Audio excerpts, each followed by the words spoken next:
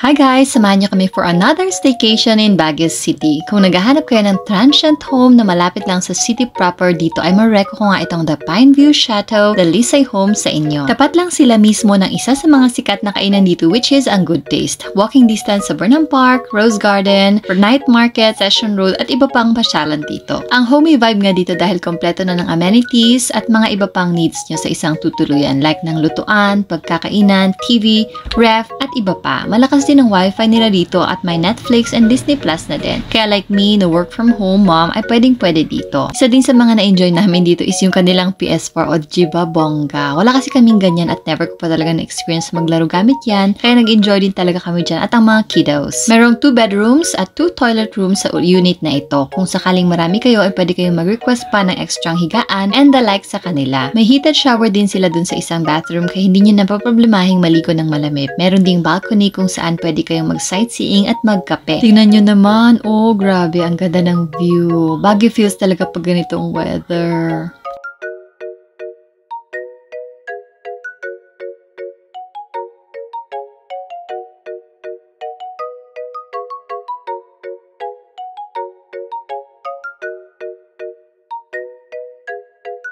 Na-enjoy talaga namin ang stay namin dito dahil ang ganda ng location at view ng Baguio. Tapos feeling namin ay nasa bahay lang kami na vintage style. Holiday na naman nga at siguradong punuan na naman ang mga tuluyan dito. Kaya pwede kayo mag-book na in advance sa page nila para ma-secure nyo na ang dates ng inyong stay dito sa The City of Pines with your family or friends. Yun lang po, maraming salamat!